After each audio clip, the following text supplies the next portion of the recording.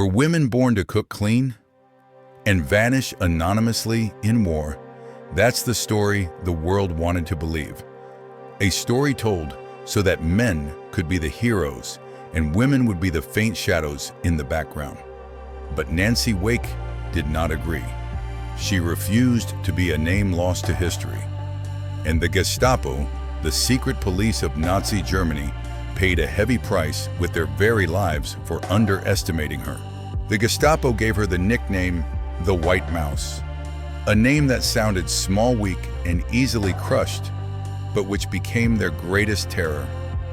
She always slipped from their grasp, escaped their tightest encirclements, and appeared like an invisible ghost in the most dangerous places. They thought she was a tiny mouse, simple prey, but she turned their lives into a maze with no escape, a deadly chess game where they couldn't see their opponent. Every time they thought they had her, they were the ones who were trapped, pushed into a desperate war with an enemy they couldn't see, couldn't defeat. They called her a terror, an indomitable foe, the most persistent nightmare of the Reich. Let's find out why. Let's tell the story of the woman who made the impossible possible. The abandoned girl in the vow. Nancy Wake's childhood was no peaceful fairy tale. She was born in Wellington, New Zealand, but her family moved to Australia when she was young. The turbulence began when her father abandoned the family, leaving her and her mother and siblings to fend for themselves. The pain and shame made her mother strict, cold, and bitter. Nancy grew up feeling abandoned, yearning for love with a simmering sense of rebellion. She hated obedience, hated the social rules that forced women to live a life of quiet resignation, to accept everything without a voice. She didn't want to be a typical Australian woman living a typical life. Nancy wanted more, a life of freedom and adventure where she could be herself without anyone's permission. At 19, with a small sum of money and an iron will, she left everything behind and boarded a ship to Europe. The journey wasn't easy, but it forged her courage and resilience. She worked odd jobs, learned the trade of a reporter, and finally arrived in the magnificent city of Paris. A vast, vibrant, and promising world opened before her eyes. But then, in a Berlin cafe in 1933, she saw Adolf Hitler with her own eyes. It wasn't a historic meeting. It was a fated moment, a bitter awakening, a scar etched deep into her mind. Later in her memoirs, she wrote, "His eyes had no person, only power and the smell of blood." She saw the shadow of war in those soulless eyes. She saw the destruction to come not just for one nation, but for the entire world. She saw the brutality, the hatred, and the desperation that was swelling up. And from that moment on, Nancy Wake vowed to herself that she would fight that evil even if it cost her her life. The vow was not a grand declaration, but a silent promise carved into the heart of a broken but resilient woman.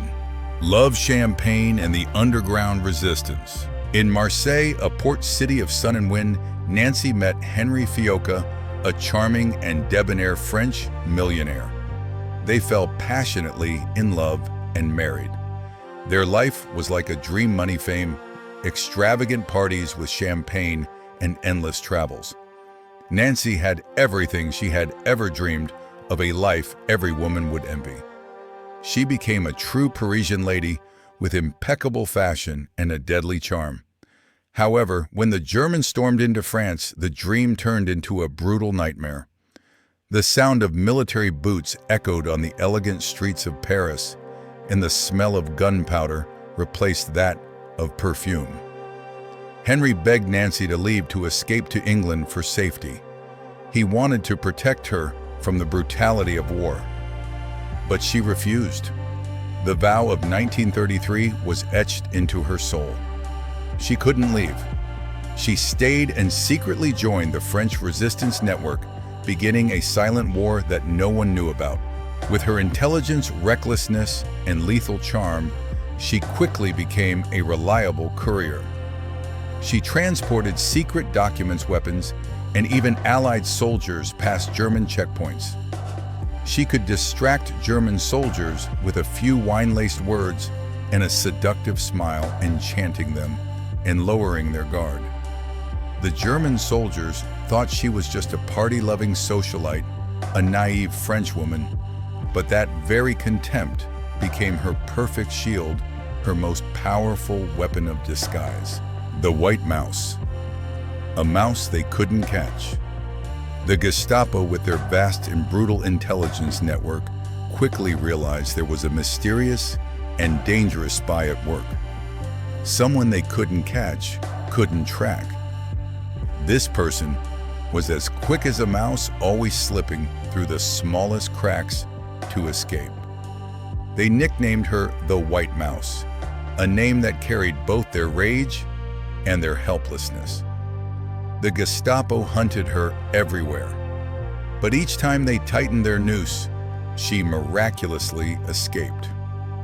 They thought she had one name, one identity, but she had dozens of aliases and dozens of different stories. When they thought they had her in Marseille, she was already in Paris, helping 30 Jewish people escape right under their noses. She was small, but her influence was monumental. And the Gestapo's fury towards her was equally great, to the point that the bounty on her head was higher than anyone else's, reaching 5 million francs, an enormous sum at the time. The amateur spy and the miraculous escape. After years of activity, Nancy's network was exposed. She became Gestapo's #1 target with the highest bounty on her head. She knew that if she were caught, death would be the kindest fate. She decided she had to escape not alone, but with her seriously wounded comrades. She walked over 70 kilometers, crossing the Pyrenees in the snow for more than 3 days. Her shoes were in tatters, her feet were bleeding, but she did not stop. She led her comrades across the border into Spain, an act that few would dare to attempt. It was an escape that seemed impossible, a testament to the courage and resilience of this woman. And because of it, she reconnected with British intelligence and was introduced to the Special Operations Executive SOE, a secret unit that trained spies for special operations. From socialite to soldier, a midnight parachute drop. In England, Nancy underwent a grueling training course, transforming her from an underground spy into a true warrior. She learned how to use a gun, how to set explosives, guerrilla warfare tactics, and how to use a radio. She was the only woman in that training course, and astonishingly, she was the only one to achieve a perfect score in physical fitness. Nancy was not just a clever spy. She was a powerful fighter, a soldier forged from outrage and courage. In 1944, with the codename André, she parachuted back into France. Her mission was to lead a resistance army of more than 7,000 people preparing for the Allied D-Day landings.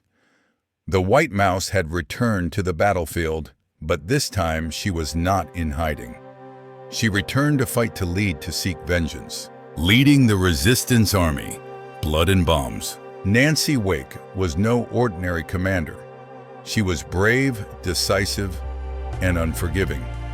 She personally led many successful ambushes, destroying multiple German troop trains and inflicting severe damage on their supply lines.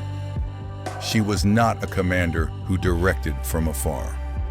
She was on the front lines, fighting alongside her comrades amidst bombs and bullets. When a traitor was discovered within their ranks, she was the one who gave the order for execution. She did not hesitate. She did not tremble. She understood that there was no place for leniency in war, and a traitor could ruin an entire operation, costing the lives of hundreds. On one occasion, when the radio link to England was broken and an Allied attack was imminent, Nancy rode her bicycle more than 500 kilometers in 3 days just to deliver the message. It was an act that no other soldier would dare to perform, a supreme sacrifice for her comrades and for victory. My comrades didn't call me a spy. They called me the woman who didn't sleep, didn't fear, and didn't forgive. They called me our leader. The price of not surrendering. But war also comes with a price. When Nancy escaped, the Gestapo captured Henry, her husband. They tortured him brutally for days, trying to force him to reveal his wife's whereabouts. But Henry never spoke a word. He remained silent until his last breath. He sacrificed himself to protect the woman he loved, to protect her beliefs. Nancy did not find this out until the war ended. She never remarried. In her memoirs, she wrote only one cold line, but it was filled with an unbearable pain. Henry never talked. That's all that matters. For a woman who never surrendered, this was an irreplaceable loss, the most persistent pain the war had left behind. Peace arrives, but no one tells her story. When peace returned, Nancy received the highest honors from Britain, America, and France. But her home country of Australia ignored her, refusing to honor her for decades. She was not seen as a national hero. She returned to a normal life, living in a nursing home, drinking whiskey, and telling war stories to the nurses. Her life quietly faded away with a magnificent past that few knew about. When she passed away at the age of 98, the world was shocked to learn that this small, frail, elderly woman had once been responsible for the deaths of over 1,400 German soldiers and had been the terror of the Gestapo. It was a story no one wanted to tell, but it was a great story. Nonetheless, a costly lesson about contempt. The lesson in strategy. Nancy Wake gave us a great lesson in strategic thinking. She turned what her enemies despised, her femininity, her charm, her perceived weakness, into her ultimate weapon, a perfect, impenetrable mask of disguise. She did not fight for a blind ideal. She fought out of outrage, out of hatred for the evil she had witnessed firsthand. And most importantly, Nancy showed us one thing: there is nothing more dangerous than a person who has nothing left to lose and who knows how to think strategically. A small, abandoned woman fought an entire empire, and she won, honoring those who didn't need the spotlight.